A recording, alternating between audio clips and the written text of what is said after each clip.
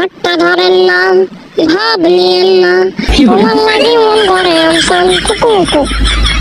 ওরে কালা চাঁদ তোমার লাগে মন করে। কথা কি ক্লিয়ার না ভেজাল আছে?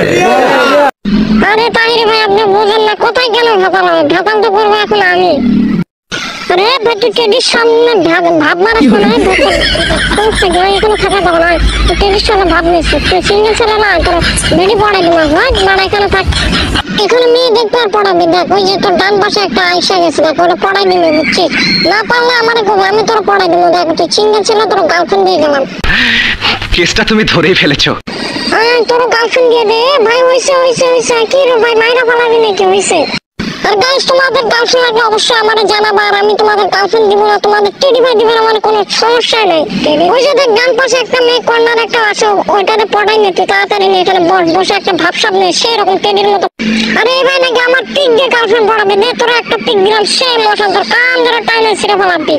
টেডি সবাই পিক দিয়ে দিচ্ছে, আর টেডির যদি মানে সেরকম একটা মশান না থাকে তাহলে কিরকম হয় গাইস? তো আমি সেরকম মশান নিয়ে আমি বেডে হাইসে দিছি।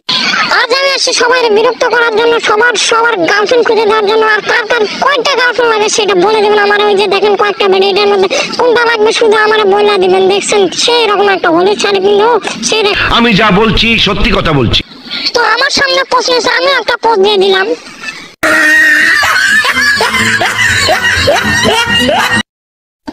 দিন শেষে এই যে বুড়ো বয়সের অনেক গার্লফ্রেন্ড লাগবে, আমার ধরছে আর টেডি দিবে না, এটা কোনো কথা হইতে পারে? দেখেন এই যে আমার I am fine, also fine, have your girlfriend.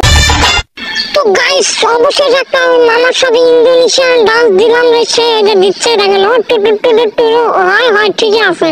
আমি টেডি আর আমার সাথে ডান্স করবে না, তো তোমরা গাইস ডান্স করলে আমার সাথে চলে আসো, খালি উড়া দুরা ডান্স দিব তোমাদের, একবার সেরকম একবার গার্লফ্রেন্ড বানাবা কিভাবে সেটাও বুঝাই দিব। এটা মামা সেরকম ডান্স দিচ্ছে, ও মা গো রে।